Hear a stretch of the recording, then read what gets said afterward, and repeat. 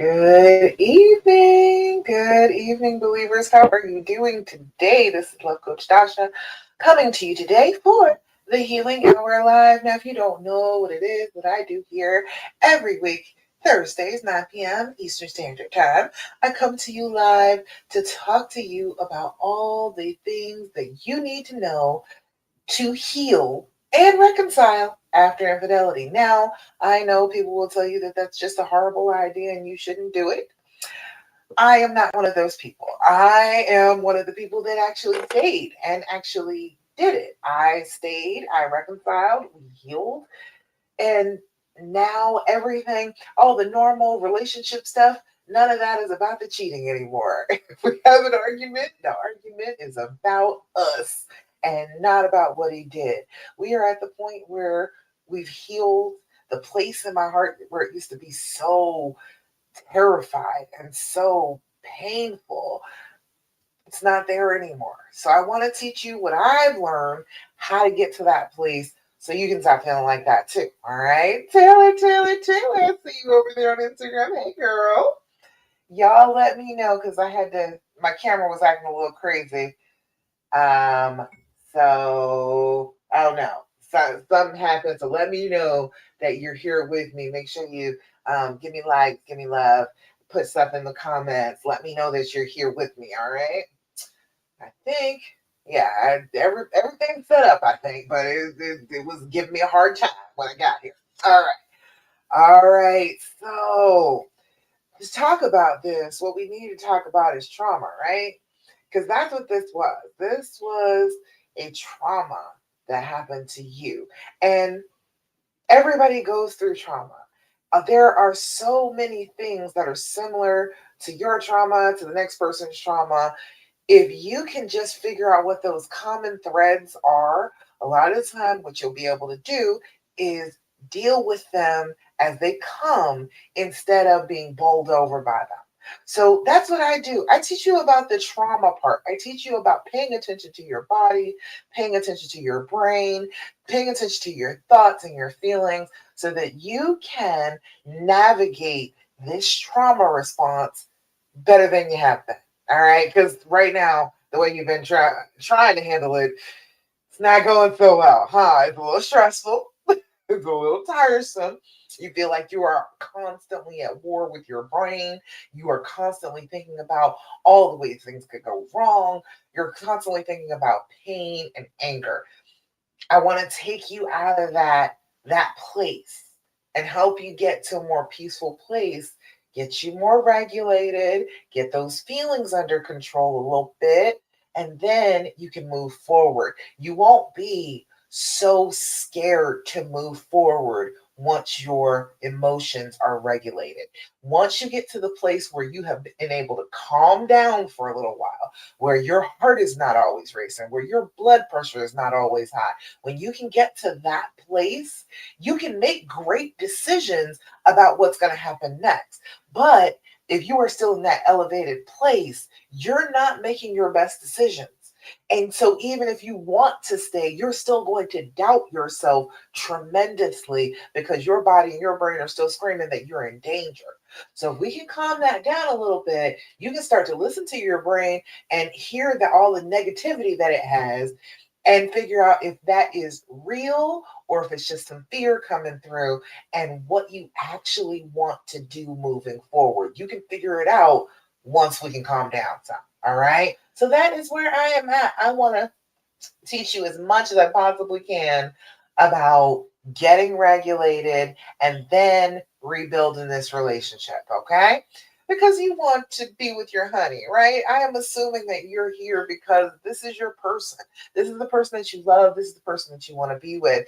This is the person that you are willing to do this work for. Now, if that is your person, you just go ahead and believe that. Do not let anybody make you doubt that. If this is your person and you know doggone well that you feel like, okay, this is the person that I'm willing to do this work for, this is the person who I want in my life for the rest of my life, I am willing to forgive this person because that's what love is. It's a lot of forgiving. So I'm willing to forgive this person. just being a human being and doing the messed up things that human beings do. I am willing to do that for this person. If you have found that person, you found a beautiful thing.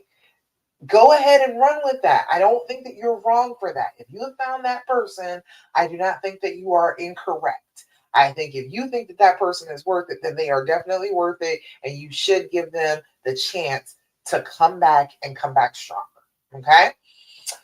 So I'm on your side. I'm not, let me not say that because I'm not on your side. All right. I am on the side of you having what you want because sometimes your side is all anxious and stressed and angry and hurt.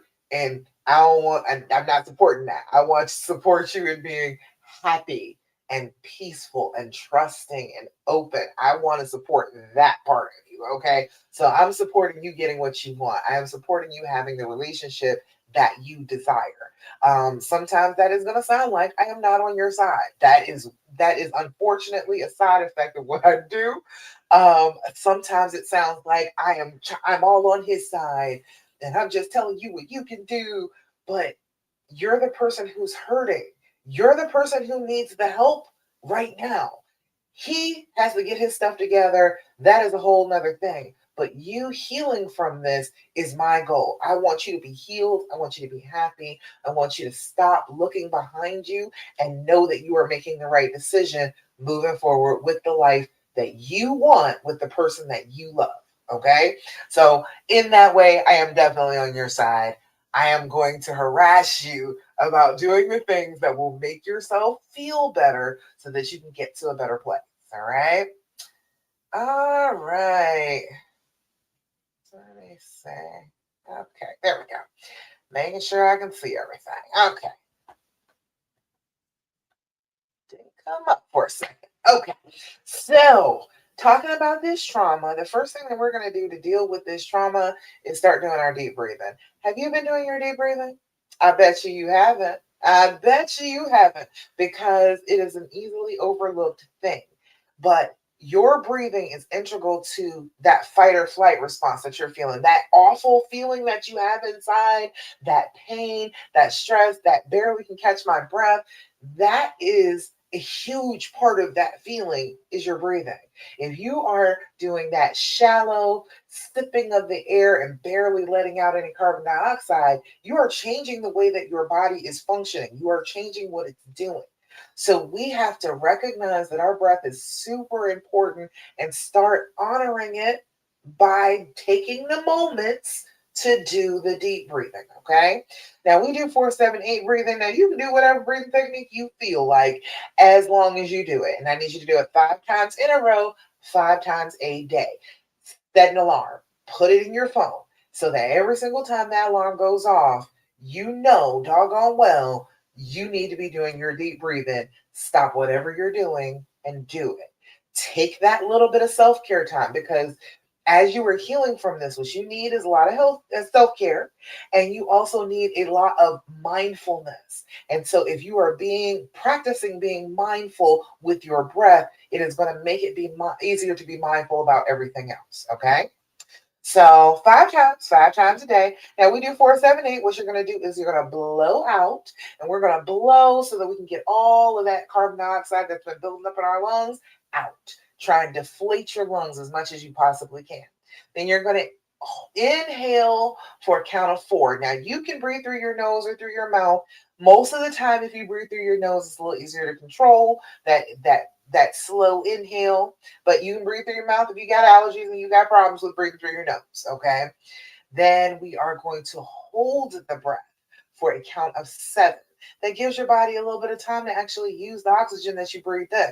It is taking the molecules and actually being able to use them instead of you just blowing it right back out. Okay. And then we're going to blow out for a count of 8. We're going to blow out like we're blowing out an entire cake full of birthday candles. We are going to try and get them all out in one 8-second long breath. Now, when we're doing that, we're blowing out excess carbon dioxide. That in and of itself will start to calm you down, start to regulate you. If you are having a moment, blow out. Just start with that. Even if you can't remember the other parts of the deep breathing, start with blowing and see if you can blow as much as you possibly can and deflate your lungs. And then you're going to have that great big inhale. And then you're going to start to breathe a little bit more normally. So try that. Even if you don't do the deep breathing, but I want you to do the deep breathing. Even if you are not doing your deep breathing, try just exhaling. Okay? All right. So we are going to do our deep breathing together. Join me, won't you? First things first, we're going to blow out. Inhale through your nose. 2, 3, 4. Hold it. 2, 3, 4, 5, 6, 7. Blow out. 2, 3, 4, 5, 6, 7, 8. Again. Inhale. 2, 3, 4. Hold it. 2, 3, 4, 5, 6, 7. Blow out. 2, 3, 4, 5, 6, 7, 8. Last time. Inhale. 2, 3, 4. Hold it. 2, 3, 4, 5, 6, 7. Blow out. 2, 3, 4, 5, 6, 7, and 8. Beautiful. How do you feel when you do the deep breathing? Let me know in the comments. I want to hear how that actually makes your body feel, because that is a huge part of what we are dealing with when we are dealing with trauma. We are dealing with how our body feels from the trauma. So if we are able to do the deep breathing and that soothes some of the pain, some of the stress inside your body, that's doing a good thing for you. That is starting the healing process of getting past your trauma after this infidelity, okay? Second thing that we're always going to talk about every time we get together, honey, I need you to be doing your journaling. Have you been doing your journaling? If you have not, you are doing yourself a disservice. You need to take the moment, self-care again, and write down your thoughts. First thing in the morning, before you even get out of the bed, grab your journal, write for about 5 minutes. What is going on inside your head? What is bubbling to the surface that is demanding attention right this second? What could you be thinking about and mulling over during the day that has brought itself to your attention first thing in the morning? Did you come up with something from the night before? Something from the night before was bothering you. You put it down in your journal. You told your brain to work on it. Does it have an answer this morning? It is important to do this first thing in the morning, right before you go to bed. You can put down a lot of the day's thoughts if you just go ahead and write in your journal before you go to bed. If you're having trouble falling asleep after you've been cheated on, which is a huge thing, okay? If you're not sleeping, your brain doesn't have a chance to rest, and so you can't heal. If your brain does not get that rest, it is not able to heal the way it's supposed to. So we have got to get that rest. So if you take those thoughts out of your head, put them in your journal before you go to bed, a lot of the time your brain will leave you alone and let you sleep. So super important. We need to be doing it and make it a practice. Make it a thing that you do. This is my current journal right now. And more than halfway through with this, and I'm going to have to get a new one soon. But I try and at least every day write something. But I want you to be consistently writing first thing in the morning and right before you go to bed, just on general purpose, because you will train your brain that this is the time that we stress about the thing. This is the time that we think about it. This is the time that we mull it over. This is the time that we review. And so then it's not bothering you all day long. If something happens to bother you during the day, you can open up your journal and write about that too. When you're journaling, I need you to do your date, your time, your level of anxiety. Make sure that you're putting all three of those at the top of the page, and then you're putting your level of anxiety again at the bottom of what you wrote. When you are elevated like this, we need the dates and times because your memory is affected. You won't remember when this happened. It will seem like it was yesterday when it was 2 months ago. you've got to write down those dates and times so that you can see the patterns in what you're thinking and what you're feeling. If you don't have the dates and times, you can't see any of the patterns. It's just a whole bunch of words that you have to try and decipher. But if you notice that you are consistently writing something on a regular basis, Thursday night, 9:23 p.m., you know that that is an important thing. It keeps being around that time. It keeps being something that comes up. Okay, that's probably a trigger. Now you know that that's what it is. A week apart, you might not recognize it, but if you consistently write it down and every Thursday it does the same thing, oh, well, maybe I need to go to the Healing Hour Live and go listen to Coach talk for a little while about healing this thing. Okay. So we've got to recognize the patterns through just basic journaling, just basic journal writing, 5 minutes of pouring out whatever comes to mind, date, time, level of anxiety. Now, the level of anxiety thing, don't be scared of that. Level of anxiety, we need to put a fence around these feelings. We need to figure out how big they're going to get. So we are going to look at zero. Zero is no feelings at all. Everything is beautiful. All is right with the world. I wish you lots of 0 days.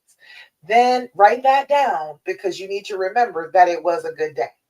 Then there's 10. 10 is a loss of control. 10 is screaming, losing your voice, throwing things. The police may be called, that sort of thing. You've lost it. Okay. You can't get back in control of yourself. You just don't have the wherewithal to do it.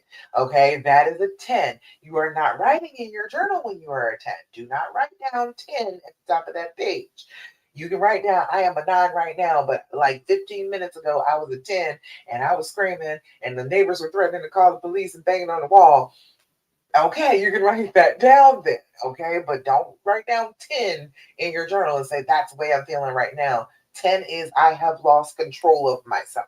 Okay, so you can't be journaling. That doesn't go yet.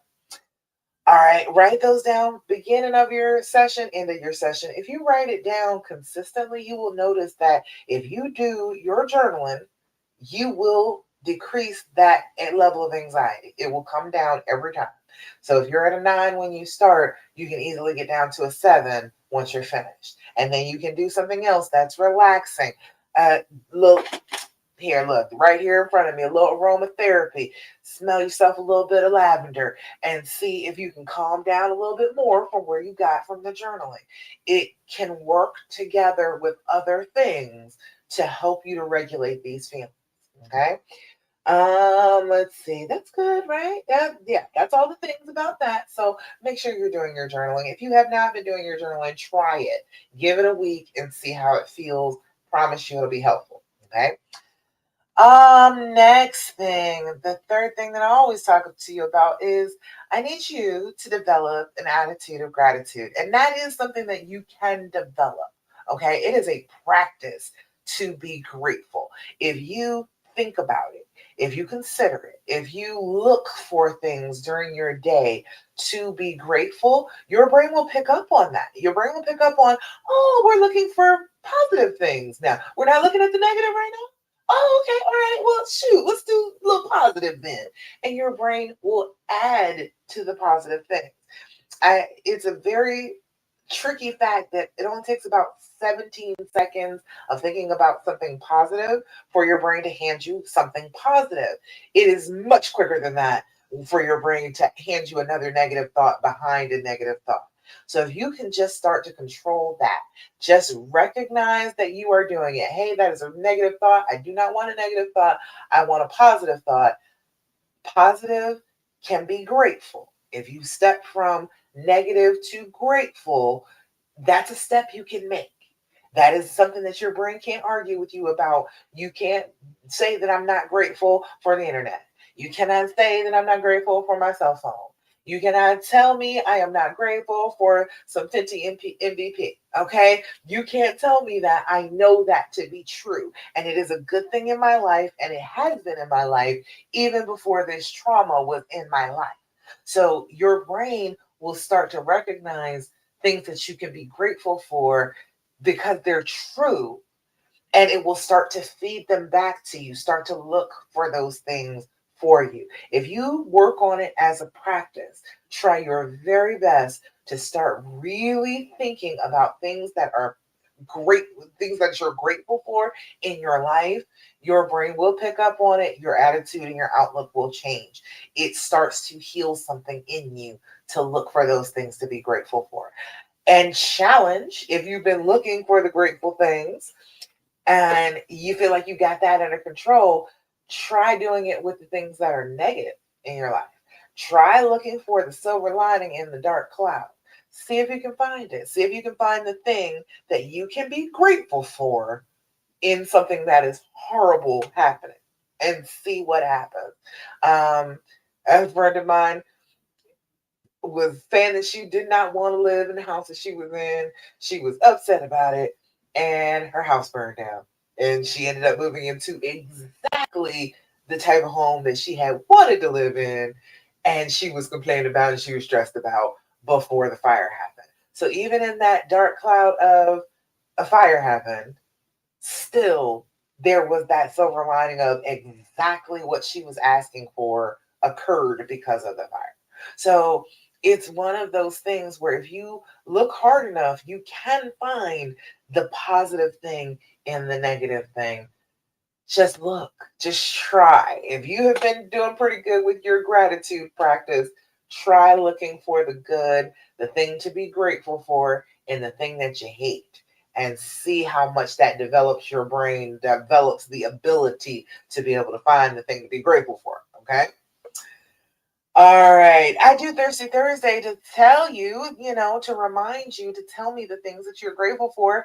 If you have a Thirsty Thursday for me, you have something that is wonderful that is going on in your life and you would like to share it, go ahead and put it in the comments. And if you do it on the hashtag replay, I'll shout you out next week. Okay.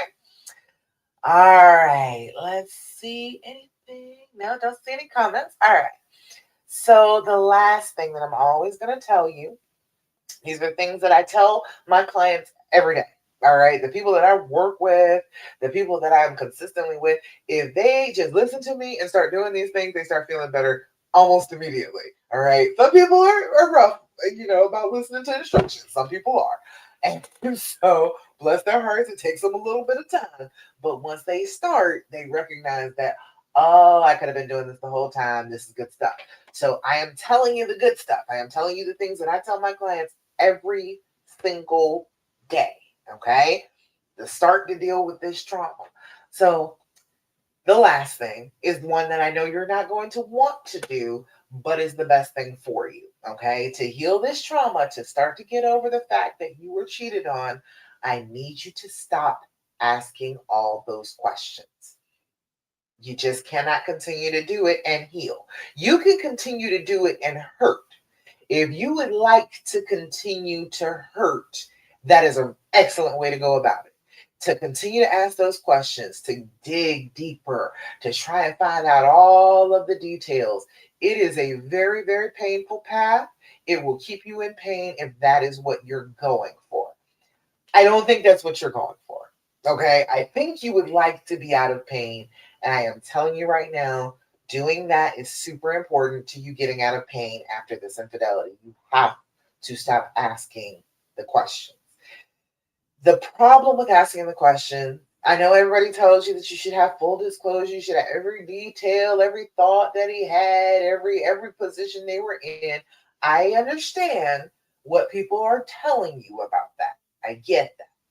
But the problem is when you are investigating like that, when you are letting your brain just run wild with all the questions that it possibly can ask about him cheating, you are doing what the trauma wants you to do. It's a trauma response. You are asking those questions because your brain is telling you that you need to ask those questions. Now, your brain is saying that because it wants to collect as much information about this person, this threat, this thing that hurt you, as much as it possibly can. It wants to collect every bit of information it possibly can to be able to figure this out so that you don't get hurt again. Excellent thing for your brain to do. Super helpful on a general day-to-day basis, but you should not have to live with that day in, day out as you are trying to heal from this infidelity. Because the more you ask those questions, the more you are saying, This is the person who hurt me, and I must understand everything that they were thinking about because they are a threat, and I cannot take them as my mate anymore. I have to think of them as a threat, and I have to keep asking these questions because I am afraid that this person will hurt me again, and this thing will happen to me again. I understand that it is an itch inside your brain. I understand that your brain is screaming at you that if you just ask this question and get the right answer, then everything will be fine. You'll be healed if you know this answer. You'll be able to let this go if you know this answer. If you have this particular answer, everything will be all right. Your brain is lying to you. Your brain is telling you that just to keep you acting like you're the police and he's the perpetrator. Okay, that is what it is trying to do. You have to get in the way of that. You have to tell your brain that no, this is not the perpetrator, this is the person that I love, and stop it from interrogating him. Okay, now, all that being said, this is a natural response in your body. Your brain does this on autopilot because it is a way to keep you safe. That is a beautiful thing. We honor it. We are so grateful that that is in our lives. However, we do not have to continue with it until our brains get tired of it because they won't. They'll just keep on doing it over and over again. So, when you're feeling that itch to ask a question, try these instead. This is the and you can get this off of Amazon. I think it's like $30 now. THEAND. Put that into the search bar. You can go right to their homepage on Amazon. And there's a whole bunch of different games. There's one for I have a long-term couples one somewhere up here, but there is a whole bunch of different games. But that one in particular is the Healing Edition. So if you would like to ask a question, if your brain is screaming at you to ask some question that is just going to stress you out and make you sad and make you angry, try one of these instead. Okay. If you are thinking that asking these questions is going to make you feel connected to him again, the questions that you want to ask are not. These questions might help you to reconnect in the way that you would like to reconnect. Okay. So I'll give you a couple of these. 2 or 3 of these is good. Do not sit there and try and deal out 11 cards and make him have a whole conversation about every single solitary one of them. No, don't do that. You're going to cause a problem. Okay. 2 or 3 of these is about an hour conversation. So you don't need to do much more than that. If you have 3 and he has 3, you're going to be talking for over an hour. So just calm yourself down, pick a couple, and actually listen to what he's saying, and you're going to get some of that connection that you're desiring. Okay. This one says, how has our relationship changed over time? Now, that's one of those questions that gets to be different as you go along because we're in our we're heading into our like 3rd decade together.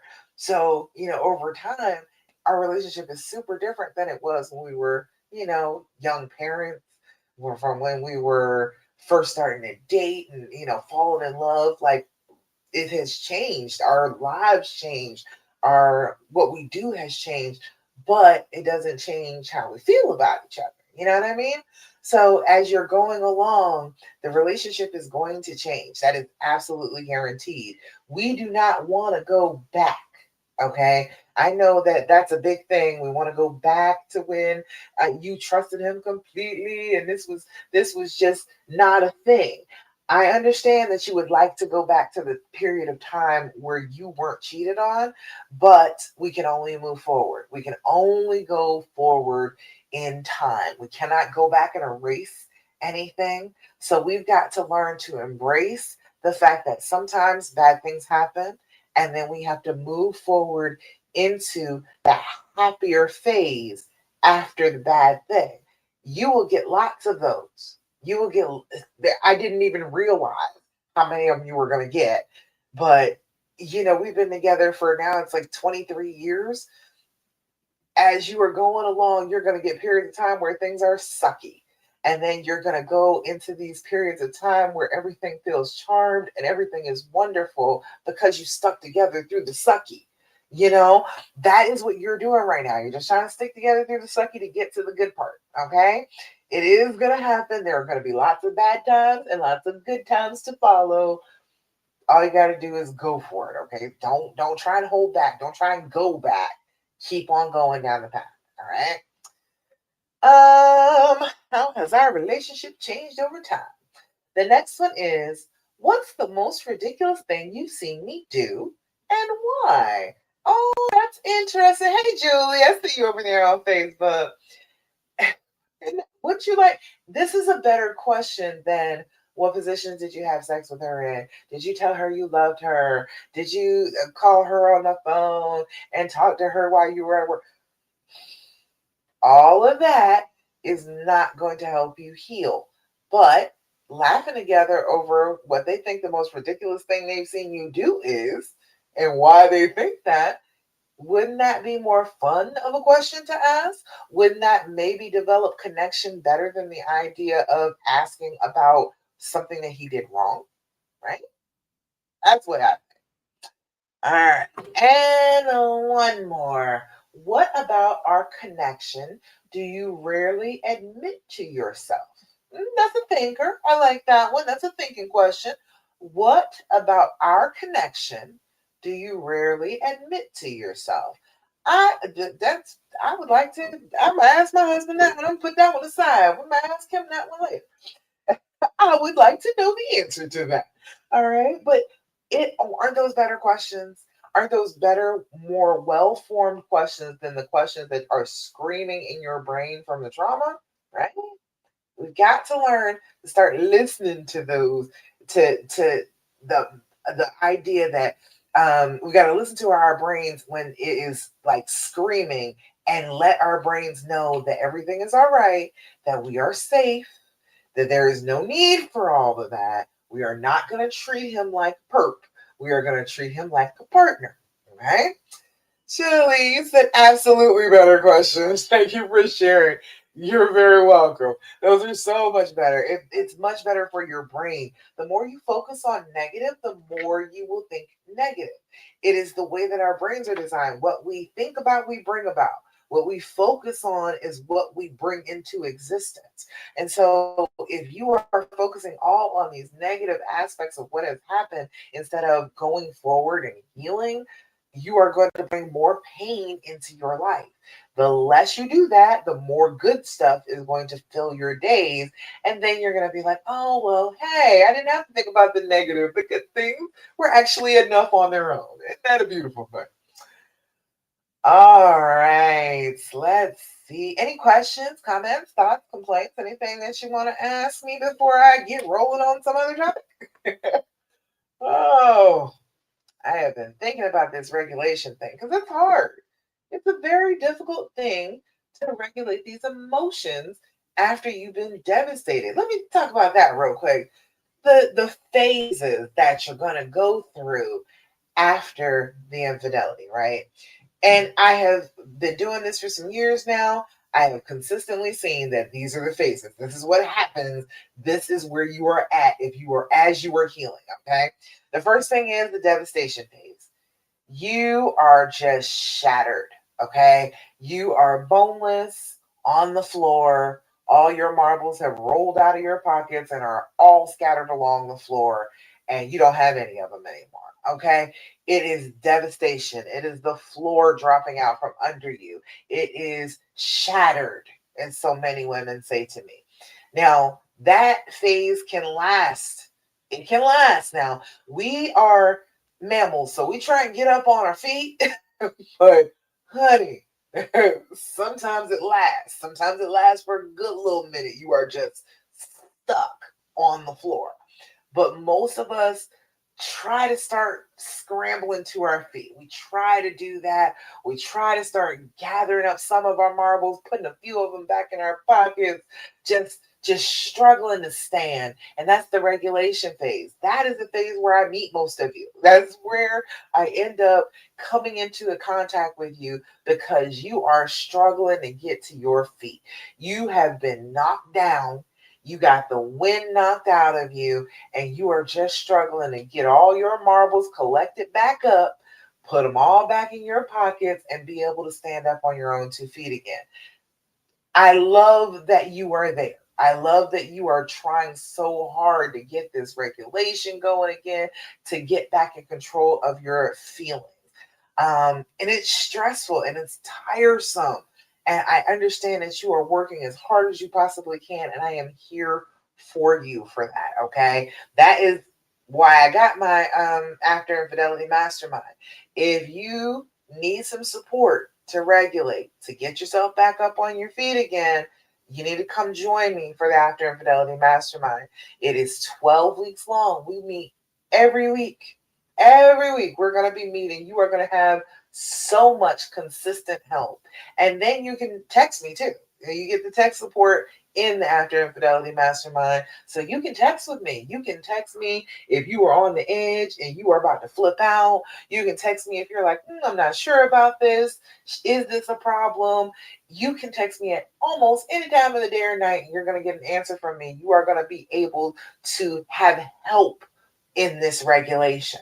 And that is critical, because this regulation phase is easy to fall back down on the floor. It's easy to shatter again. It's easy to be boneless again and then have to gather yourself up to get back up again.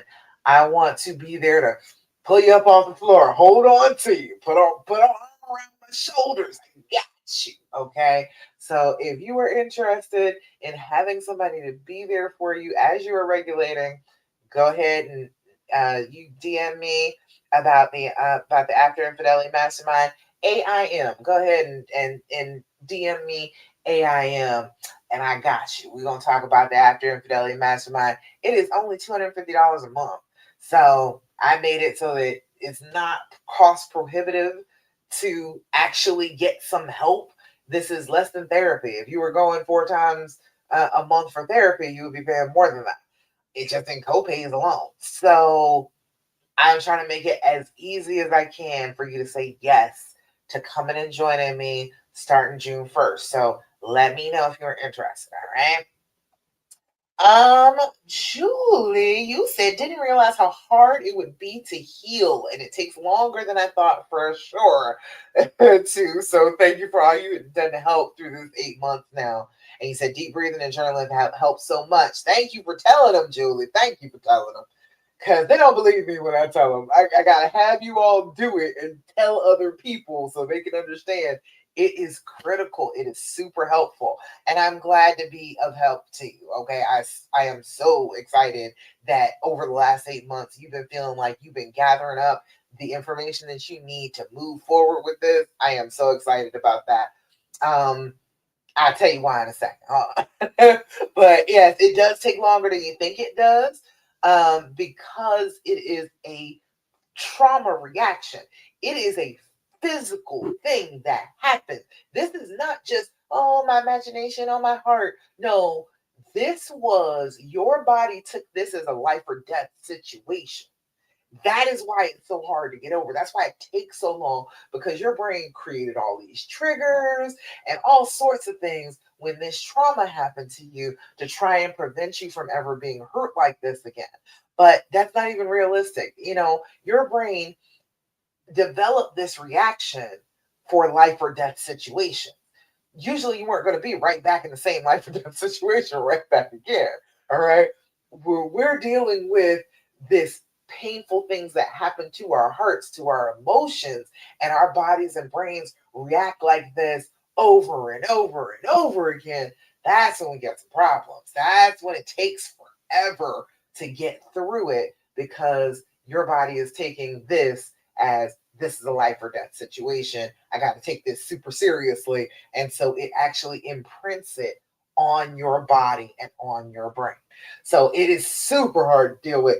If you are interested, Julie, come on, text me. Let me know that you are interested in coming and joining my After Infidelity Mastermind. I am trying to get a second group going. So if you are interested, come on, join me, okay? Because I think I would like to have two going at the same time. I've done one before, and I was like, I can do two at the same time. So I'm trying to do two at the same time this time. Help more people, as many people as I possibly can, starting this summer. Okay. The third phase after you have been through infidelity, we had the devastation phase where you're just in a pile on the floor.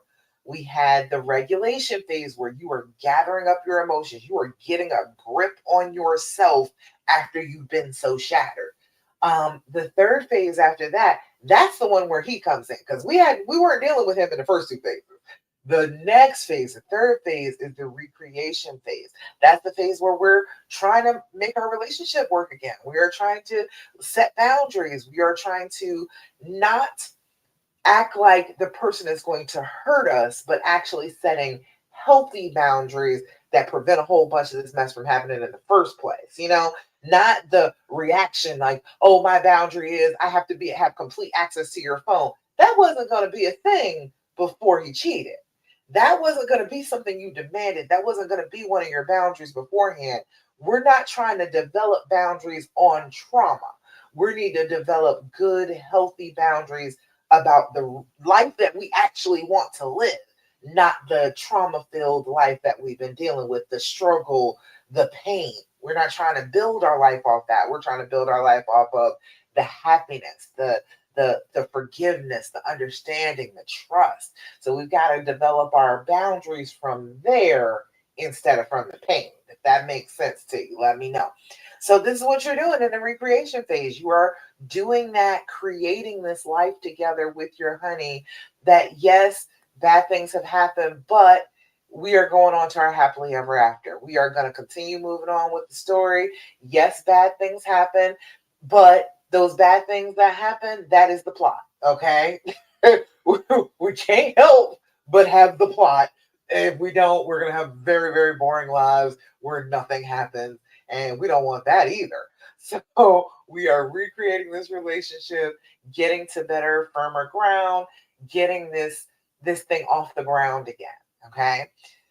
Um, Julie, so you're taking notes? Excellent. Fabulous, girl. I need to cut some of this up and make some reels out of it too. I'm gonna have to do that.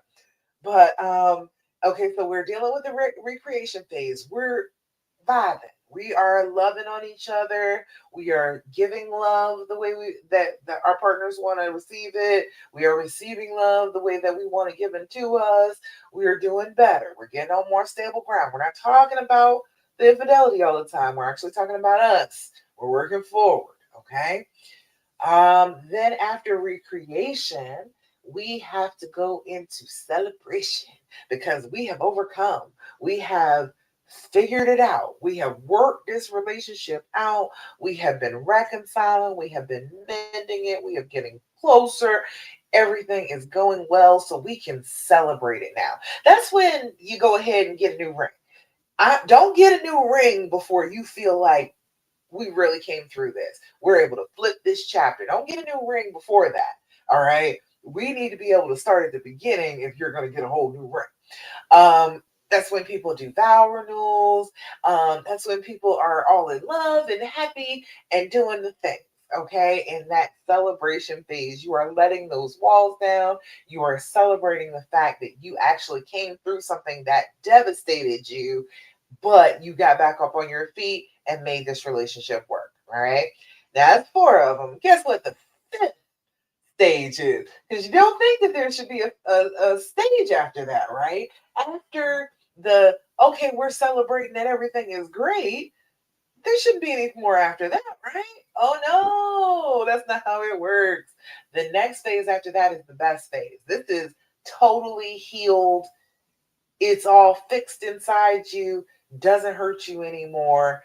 This is the inspiration phase. Okay.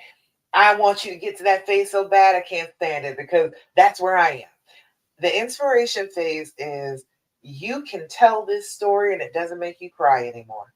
You can tell this story to another woman who is crying and you can let her know that there is hope. I know that he hurt you. I know that you are so sad and so angry about this, but you appear to be staying, and I'm here to tell you that you absolutely can do that. You can do it. You can do it successfully, and you can be happy again. I am witness. I know it. It happened to me. That's what I want for you. Because that's where I am now. I get to say that. I get to be witness to the fact that something that devastated me, something that crushed me, did not defeat me. Okay? It is like being Superwoman when you realize that you can get over something that you thought would just completely devastate your whole life and never allow you to move forward. That's the way it felt when it happened. But guess what? That's not real. You absolutely can heal. You can absolutely move forward and get to a better place and be able to shine the light on the path behind you for the next person coming along, for the next woman you meet who is lost in the woods like you were. You get to be the person that shows her where the path is, shows her. I know it feels like you are completely lost, but guess what? The path is not as far as you thought it was. It's right over here. Let me show it to you. That is where I want you to be. I need you to get to that inspiration phase. That's where I'm going when I'm talking to my After Infidelity Mastermind clients. When you get in on that, that's what I'm going for. I want you to be able to tell this story. I want you to be able to come into the Love After Cheating group and help the next woman and tell her, look, I was exactly where you were. Here's the path. I know exactly where to get, how to get back out of the woods from where you are. Let me show you. It is a beautiful thing. It is the transmutation of all that pain. All of that pain happened so that when you see another woman who is going through this pain, you can help that pain stop. It is a beautiful thing. I am trying to tell you, it lights me up every day that something so bad has been transformed into something so good in my life and for other women that can't have encountered me. It's mind blowing that so much pain led to so much healing. That is where I want you to get. I want you to get to the inspiration phase with me in the After Infidelity Mastermind. We're going to work through this regulation, get y'all on the way to happy, satisfied, feeling good in the relationship, let y'all celebrate, and then have it so that you can pass this wisdom on to somebody else who desperately needs it, just like you. Just like you. It's full circle. Okay? All right.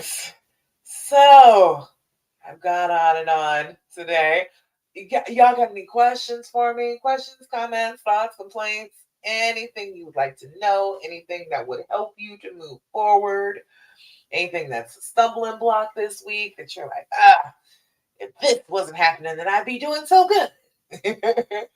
I want you to remember that you can always just be doing good. You don't have to be stuck in, oh, but right now it's not okay. I get that that is what your brain is telling you. Well, right now, right this minute, you're not healed. Right this minute, everything is not all right. Everything is terrible. But we don't have to focus on this minute. What we need to be focusing on in healing is the next moment. We need to go to the future. Focusing on this moment here and the pain and the turmoil that is in this moment is going to keep you stuck in the pain and the turmoil. But if you can look forward just a couple of steps and start heading in the direction that you want to go, that is what will unfold in front of you. That will be the now. But you cannot get stuck in, oh, it's just so bad now. I feel so terrible now. And that is real. Yes, it is real. Yes, it is real. I am validating that for you. Yes, it is real. It feels awful right now. But you don't have to stay here. You do not have to unpack and live in miserable. It is unnecessary. Nobody is asking that of you.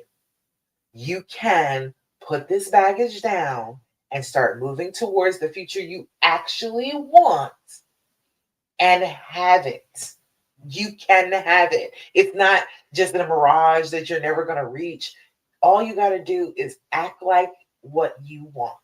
If you want to be happy, you got to start acting more happy.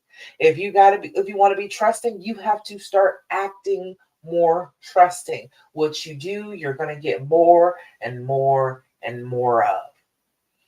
So that's what I got to say to you. I hope that maybe you'll think about joining in for the After Infidelity Mastermind so I can show you every single week. I can guide you through it. I can work with you one on one. You can talk with me, text me, let me know what's going on. I will help you in the moment every step of the way for 12 whole weeks. You'll have a completely different outlook in 12 weeks. 12 weeks, you will look back at the first week and be like, oh, that was, I can't believe I was living like that after 12 weeks. 12 weeks, you will feel like I've got control over myself. I know exactly where I am heading. I have plans for what I need to do. I have plans for when things go wrong. You will have all of that taking it out into the world with you after you do this 12-week course with me. Okay. So I want you to sign up for it. I want you to stop hurting. I feel like it is well past time for you to stop hurting. I feel like if you have been in pain, if creeping up on a year, creeping up on 2 years, maybe three, and you've just been suffering and you don't know how to get out of the woods, this is the way. I am pointing to the path to walk upon to get the hell out of these woods and feel better. Okay? All right. I think that's about it. So I go back to one last thing that I'm always going to tell you every time we get together. I need you to be doing your affirmations. Have you been doing your affirmations? Have you been telling yourself how beautiful, how wonderful, how feminine, how beautiful and lovely and radiant you are? Have you been doing that? If you've not been doing that, I need you to jump on that. I need you to be your biggest fan. I need you to cheer yourself on more than anybody else in the entire world does. And your affirmations are how you do that. I know that when you are in this pain, your brain is telling you awful things about yourself. It's telling you that you're so terrible and you weren't good enough and you're not pretty enough, you're not sexy enough. That's why you did this. Okay, none of that had anything to do with you. If he cheated, then he cheated because of him, not because of you. But your brain on this trauma wants to keep away from him. It wants you to back away. It wants you to isolate from him. And so it will tell you that you're the stupid one. You're the one who did this. You're the one who caused this pain and you're bad. So you shouldn't be near who you love. You should go off and be in a hole somewhere and isolate yourself so this never happens again. And again, I appreciate our brains for trying so hard to protect us, but that is not conducive to a happy, healthy relationship. You hiding, you being in a ball somewhere, and isolating yourself from the people you love is not going to lead to a healthy, happy relationship. So we can't do that. Okay, we just cannot live like that. We've got to fight back against what our brain is saying to us and say that we are wonderful. All right. These have terrible self-esteem, and horrifying anxiety so bad that my mother like took me to a cardiologist because she thought something was actually wrong with my heart. I had to wear a Holter monitor for a week and look at my heart rate and all that stuff because I was having panic attacks so often and thinking such terrible thoughts about myself that I was setting off panic attacks that she really thought something was wrong with my heart. I told her probably about, I don't know, about 5 years ago now. I was like, hey, remember you did all that? You had me go to the doctors and I was doing stress tests and they thought something was wrong with my heart. And it did skip a beat, but it wasn't that big of a deal. I was like, remember we did all that? She was like, yeah. I was like, I was having panic attacks. She said, oh. I didn't know that's what it was. I said, you took me to every doctor. You were going to make sure that my heart was all right. But I was having anxiety attacks. So she was like, oh, shoot. I wish I had known that. But I had terrible self-esteem, terrible anxiety, always thinking the worst things about myself. And I recognized that I was saying things in my head, assuming that other people would think the same thing about me. So I'm mind reading, assuming the worst possible case scenario about what somebody else is thinking about me inside their head, driving myself insane. The second I stopped doing that, the second I decided that, no, I'm wonderful. I am beautiful. I am just somebody that everybody wants to see. Everywhere I go, flashing lights because they want to take my picture. They want to talk to me. People wave, people speak, people want to be near me. Started saying that about myself, and I noticed that people started treating me differently. Started treating me a little bit more like that. I started, like on a regular basis, I'll be driving somewhere and people are honking at me. And I'm like, I have no idea who that was. Later on, they'll call me and be like, I saw you such and such place. I saw your car. Yeah, I don't even know who they are.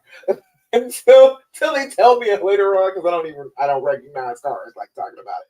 But oh my goodness, the second I started believing that, the second I replaced those terrible thoughts about myself with positive thoughts about myself, insisting, even if I'm completely delusional, that I'm just the most wonderful woman out here, people just love me, people want to be around me. Soon as I started thinking that, people started treating me differently. People started wanting to talk to me and opening up to me and things like that. So it may have just been a difference in the way that I saw myself and then came across. Even if that's all it is, that's an excellent reason to do it. Even if you will come across differently by thinking these positive things about yourself inside your own head, that will cause people to treat you differently. It will change your outlook. It will change your life. Okay. So I want you to be doing your affirmations.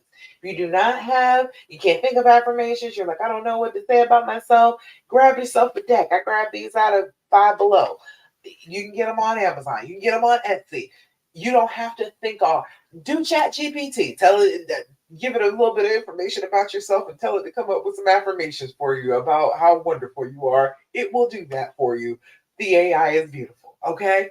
We've got to start to say these good things about ourselves so that our brains know that that's what we're expecting. We're expecting good things. We're expecting that we are going to be a good thing. So when those negative thoughts start creeping in, it's obvious. It is real easy to recognize them and shut them down. Does that make sense? All right. So today's affirmation is, today I have faith. Today I have faith and truly believe that anything is possible. I am a witness. Anything is possible. Okay. You healing from this, you feeling wonderful about your relationship again, you letting this person all the way back in your heart. I am telling you, it can happen.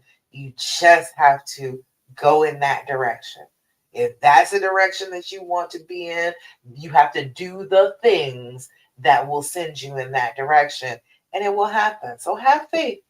Today, have faith that and truly believe that anything is possible. Okay. All right, y'all. That's all the things for right now. Okay. So let me run it back for you real quick. I need you to do your deep breathing. I need you to journal your feelings. I need you to practice an attitude of gratitude. I need you to stop asking all those questions about the affair. And I need you to do your affirmations. And more than anything, just don't do what the fear and the pain tell you to do. If there is something twisting in your chest and that fear, that dread, that pain is trying to push you to do something, it is absolutely the wrong thing to do. Do not do it. You will be on the healing path. Okay? All right, y'all. That's about it. Thank you so much for joining me for the Healing Hour Live. I love you all, and I am so, so proud of you. I want you to know that you're doing something brave. You're doing something in the name of love, and that should be commended.